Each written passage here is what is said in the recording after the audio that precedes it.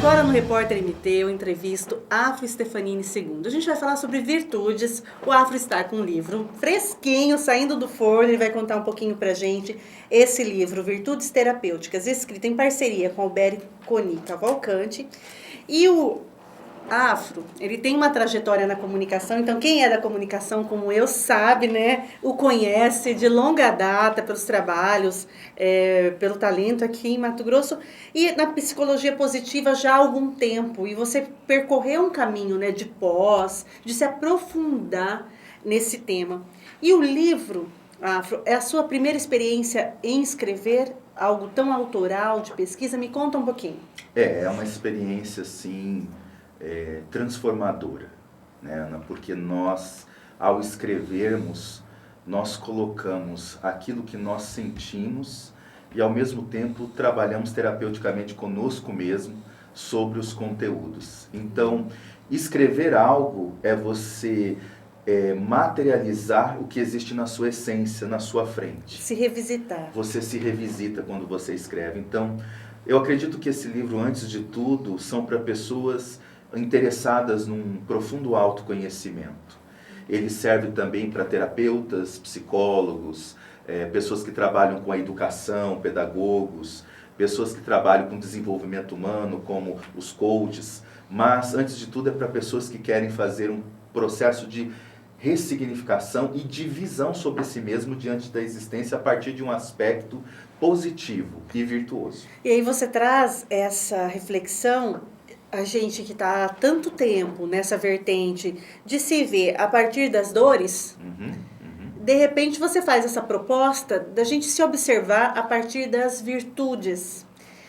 Nós temos, né, na história da humanidade uma tendência, Afro, a nos olhar sempre no aspecto do sofrimento? Existe sim. Existe até porque estudos de artigos científicos dentro dessa área explica por que nossa visão para o negativo ela é tão forte. Tem um mecanismo de defesa, inclusive antropológico. Nós nos víamos num aspecto voltado para a defesa da ameaça, não é? Quando ali nas primeiras aldeias, no aspecto primitivo da constituição da civilização humana, o que acontecia nesse aspecto? O ser humano precisava se defender de forças externas, de animais, e óbvio que a atenção ao perigo ficou instalado como um fenômeno de sobrevivência para nós.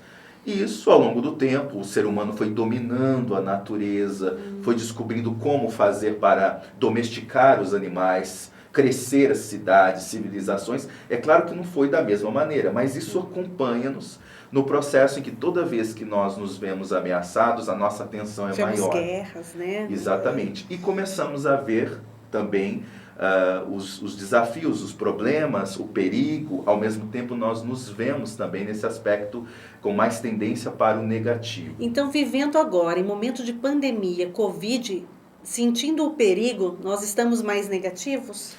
Digamos que hoje nós estamos lidando com esse aspecto negativo de uma maneira mais clara, transparente, e do quanto isso está nos convocando a fazer uma mudança de paradigma.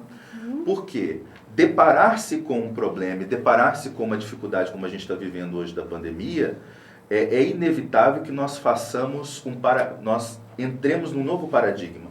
O que é que eu faço com essa situação que me colocou num senso de ameaça tão grande? Eu vou recuar? Eu vou entrar num processo de depressão? Ou eu vou verificar o que me fortalece? Né? Então essa pergunta, o que me fortalece, é fundamental.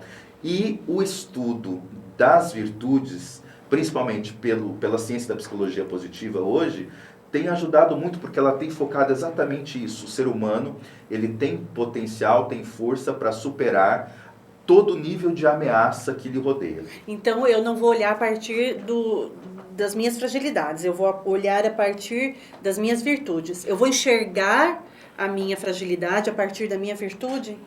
Perfeito. Veja bem, nós temos hoje também uma outra linha de trabalho que chama-se educação positiva. Ela trabalha isso na visão com a criança, por exemplo. Não ficar focado no defeito da criança, mas estimular o que a criança pode ser de melhor. Quando nós olhamos assim a criança e também nos olhamos assim, nós estamos direcionando o que fazer conosco. Uma visão que é só voltada para o negativo pode nos dar uma boa informação sobre algum aspecto nosso, Sim. mas não nos diz o que fazer com isso. E é o que fazer com isso que leva o ser humano a fazer mudanças, transformações e ser um ser humano melhor. Afro, então quando a gente pensa assim, a criança, a nossa ansiedade, ela começa na infância? Como que hoje a gente vê aí, né, as pesquisas mostram como as pessoas estão ansiosas, até por conta de tudo que está acontecendo. Então, essa ansiedade, ela vai crescendo. Quando ela começa? Como eu fiquei ansioso? Eu acordei, estou ansiosa? Essa é uma pergunta complexa, porque você está me trazendo a origem da ansiedade. A origem da ansiedade, ela é multicausal. Tá? Ela pode ser de uma origem dentro de um ambiente familiar tenso, exigente, cobrador, e leva a criança a se sentir inferiorizada, e isso pode movimentar nela aspectos de ansiedade. A ansiedade pode acontecer depois de um acidente, você é adulto, que é o transtorno pós-traumático, então a pessoa fica ansiosa depois disso. Então o fator da origem da ansiedade em si, nós não podemos dizer que ela tem um lugar, mas nós podemos dizer que ela é um processo. Algo acontece para que nós nos tornemos ansiosos. Nós não nascemos ansiosos e nem com a missão de estar ansioso. Tipo, se eu nasci, minha missão de vida, eu vou ser ansioso. Não existe isso. Né? Nós ficamos ansiosos mediante o processo da falta de estímulo, às vezes, sobre os nossos potenciais positivos. Tipo, você consegue, você dá conta. Se isso não acontecer na nossa infância, nós vamos precisar revisitar-nos na idade adulta. Como se eu tivesse que virar chavezinha. A psicologia positiva nos vira chave. Nos ajuda a fazer essa mudança, tá? E a obra ela vai trazer esse aspecto, por quê? Porque a virtude ela é capaz de nos oferecer um poder de autoconhecimento sobre os nossos potenciais de uma forma bem concreta e específica quando nós aprendemos a linguagem das virtudes. As virtudes elas são como um idioma significativo que pode nos ajudar a delinear o que está acontecendo realmente conosco e o que não está acontecendo conosco. Principalmente quando nós sabemos, por exemplo, diferenciar se o que eu sinto é uma virtude ou se o que eu sinto, na verdade, é uma fragilidade de caráter. Quais são as virtudes? No livro, nós estamos aqui abrindo uma proposta de conhecer as virtudes a partir de dois aspectos gerais. As virtudes ânima e virtudes ânimos. O termo ânima e ânimos é cunhado da sabedoria de Carl Gustav Jung. Jung é que trouxe esse aspecto de estudar ânima e ânimos na personalidade. E nós, ao estudarmos esses aspectos de Jung, encontramos essas duas terminologias muito fundamentais para deixar clara a nossa ideia. Na obra, nós deixamos claro que duas virtudes centrais ajudam a equilibrar a personalidade humana: o amor e a verdade. O amor e a verdade. Sim. E a partir do amor surgem todas as virtudes ânima. Carinho, sensibilidade, generosidade. É como se fosse um bondade. tom... É como se fosse o tom de virtudes femininas na personalidade. Mas nós também somos dotados de virtudes masculinas na personalidade. Como coragem, persistência, firmeza, tenacidade. São virtudes ânimos. São aquelas virtudes que nós chamamos de virtudes ação. E as outras são virtudes entrega. Todos nós temos potencial para desenvolver essas virtudes? Todos? Todos temos. Todos. E em que momento, assim, a gente, na nossa vida, é geralmente desencadeado um trauma que a gente sofreu, que fica, as nossas fragilidades se sobressaem diante de nossas virtudes, mas aí ao mesmo tempo vem aquela questão, se eu estou num território árido e mesmo assim minhas virtudes se sobressaem. Como que acontece isso dentro da gente? A gente tem já aquela coisa que já nasce na nossa essência, que é mais forte que tudo? É isso. Otimista por natureza? É isso que Seligman coloca. Que nós temos sim uma força inata que produz em nós essas 24 forças de caráter que ele estudou. Então essas virtudes, elas são estimuladas pelo meio, são estimuladas pelo contato Tem esse monte de sementinha. Isso, mas elas não são exatamente criadas. Elas são de potencial como uma semente dentro de nós. Dependendo da característica peculiar de cada pessoa, ela vai ser capaz de expressar isso, manifestar isso com mais facilidade em certas virtudes do que outras virtudes, mas todas elas são sementes dentro de nós. Se a gente pudesse colocar essa metáfora, Sim. todas elas estão como sementes dentro de nós. E a gente pode trabalhá-las. E com isso, a gente trabalhando essas virtudes, Afro, a gente encara a fragilidade, mas fortalece a virtude. Exatamente. Essa é a... Boa reflexão, porque não existe aqui uma negação dos aspectos que nós chamamos de fragilidade de caráter, ou que as pessoas chamam de defeito. Só para entender isso no parêntese do senso comum. E nem aquele julgamento, inveja, que coisa feia, não posso sentir, vou esconder lá. Não. Tanto é que sentimos. Sentimos. Sentimos inveja, sentimos ciúmes, sentimos raiva, sentimos ódio, sentimos indiferença, sentimos desprezo. A gente consegue não sentir isso, Afro? Por exemplo, sou ciumenta. Eu consigo trabalhar isso e deixar de ser ciumenta? É possível.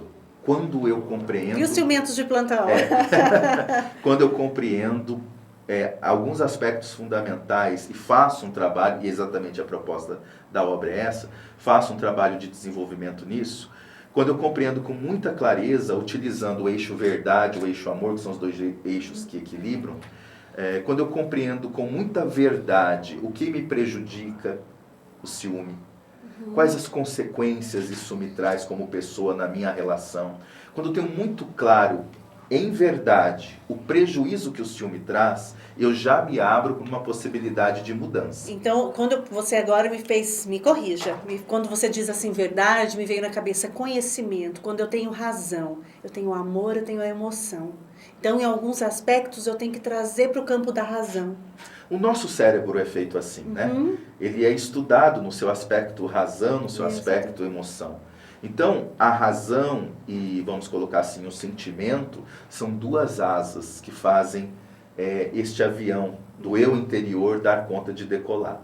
Se nós não usarmos essas duas forças, e nós fomos feitos para usarmos aspectos objetivos em determinados aspectos, em situações, e movimentos de subjetividade, de interpretação, né, de entrega em outras situações, quando nós aprendemos a usar com equilíbrio essas duas forças, o nosso autoconhecimento é mais eficaz. Então, usando essas duas forças, mas as pessoas que dão certo, que são sinônimo de sucesso, na sua opinião, o que elas têm e o que para você é uma pessoa de sucesso? Uma pessoa de sucesso é aquela que conseguiu ser coerente e congruente com seus valores. E é isso que nós chamamos na obra de congruência virtuosa. É uma pessoa que sabe o que ela quer para si mesma, respeita seus valores, seus princípios, suas virtudes, e caminha para isso num processo de se sentir cada vez mais autêntica, cada vez mais autônoma, no qual ela respeita a opinião das outras pessoas, mas segue o que a sua consciência lhe diz. Paz é uma paz interior? A paz é o efeito. A paz é o efeito? A paz é o efeito. Podemos dizer que a paz é a recompensa de uma pessoa que entrou em congruência com ela mesma. Porque a gente está num momento, assim, a gente vive já muito, né, nossa sociedade capitalista, enfim, mas de muita exigência, de muita meta, de sucesso relacionado ao financeiro, né, ao dinheiro. E, ao mesmo tempo, existe todo um caminho do autoconhecimento, chamando a atenção, chacoalhando mesmo as pessoas para esse autoconhecimento. É preciso acontecer esse equilíbrio, ou eu posso ser alguém altamente que deu certo, mas numa simplicidade absurda financeira? Sem dúvida. Sem dúvida nós vamos encontrar pessoas que sabem entender que a função financeira, ela não consegue complementar questões emotivas, questões do sentimento.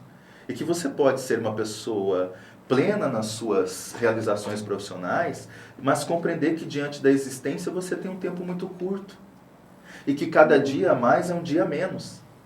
E que quando você se coloca diante da existência, você vai buscar valores mais profundos do que só ter dinheiro. Porque não adianta isso dentro de um compêndio de situações que mais cedo ou mais tarde vão te levar a não ter nada. Que é o final da vida. No final da vida a gente não leva nada. A gente não leva nada. É algo que a gente carrega na alma, né? Isso, mas o ser que você se torna deixa legado. Não é o tanto de dinheiro que você teve que deixa legado. As pessoas não querem seguir sua conta bancária quando você morre. As pessoas querem seguir a pessoa que você foi. E essa é a grande diferença. E de onde elas tiram isso? Das suas virtudes. São suas virtudes a fonte generosa que deixam para as pessoas uma lição e também uma mensagem. Essa mensagem, ela ultrapassa os séculos. Por exemplo, Seligman, ele, para estudar as forças de caráter, ele utilizou-se da cooperação de vários cientistas, mais de 30 cientistas, no qual ele estudou 3.000 anos de história humana, de antropologia, sociologia, religião. Ele estudou a Bíblia, ele estudou o Torá, ele estudou o Alcorão, ele estudou a tradição hindu, ele estudou o budismo, ele estudou tudo que pôde levar o ser humano a ser um ser humano de virtudes. Onde a virtude passou pela espécie humana na história desses 3.000 anos, ele estudou. E isso traz para nós uma perspectiva muito profunda, que é o seguinte, e eu costumo dizer isso aos meus amigos, falo, olha, eu penso que sabedorias que ultrapassam séculos merecem o nosso respeito. Uma ideia, um livro desse, eu espero que esse livro dure alguns anos, que ele tenha uma contribuição de alguns anos, mas eu não sei se esse livro vai ultrapassar séculos, porque outros livros virão, outros autores melhores nos trarão outras ideias, mas quando você pega ideias que ultrapassam séculos, mas algumas inclusive ultrapassam milênios, sabedorias, por exemplo, orientais, sabedorias inclusive de filosofias e até das religiões, eu acho melhor nós termos um olhar mais atento a isso, porque como conseguir ultrapassar tantos séculos se fosse frágil? É porque tem uma força virtuosa por trás dessa sabedoria. E por isso ela consegue ultrapassar os séculos e ser atual até hoje. Certa vez eu assisti uma palestra sua e uma frase fez muito sentido, assim, me marcou, que você dizia assim, que quando a gente se envolve num trabalho de solidariedade, com um coletivo, de um bem maior, a solidão individual diminui. É isso mesmo, Afro? Porque quando nós exercemos a nossa capacidade... A solidariedade é uma virtude. É uma virtude, é uma das virtudes, inclusive. Quando nós exercemos a nossa capacidade de olhar para o outro e dar ao outro a importância que o outro merece, nós estamos exercendo um dos sentimentos mais significativos para o nosso bem-estar, que é o sentimento de pertencimento. Então, o pertencimento é o que, na verdade, ajuda a dissolver a solidão. Porque o que é a solidão? A solidão é a falta que eu sinto da minha própria companhia. Eu não me sinto capaz de gostar de mim. Nossa. Por isso eu me sinto solitário. Então é a dificuldade de ficar sozinho, assim, eu não consigo ficar sozinho porque eu não me sinto companhia de mim mesmo. Exatamente. Porque eu não estou me abrindo para valores. Quando é que eu não me aceito? Quando eu não produzo valores. Se eu produzo valores e virtudes, eu começo a gostar de mim cada vez mais. Então, se eu me admiro, eu gosto da minha presença. Exatamente. E quando eu gosto da minha presença, eu gosto de buscar presenças além de mim, dos outros. Então, a solidariedade ajuda muito, porque eu começo a me colocar numa situação em que eu pertenço a um grupo, a uma comunidade e valorizo essas presenças. Porque eu também estou valorizando gostar a minha do outro presença. também é gostar de si, né? Fazer o esforço de gostar do outro a partir do esforço que eu faço de gostar de mim.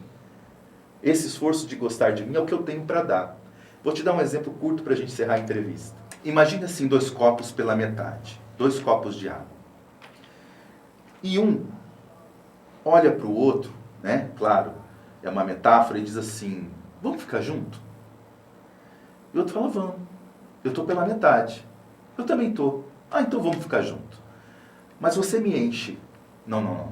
Você me enche. Eu estou pela metade. Mas eu também estou pela metade, então você me enche. Não. Primeiro você me enche. Depois, não vai dar certo. Porque esses 2 copos é como se eles fossem expressões de pessoas carentes, que uma quer ser preenchida pela outra.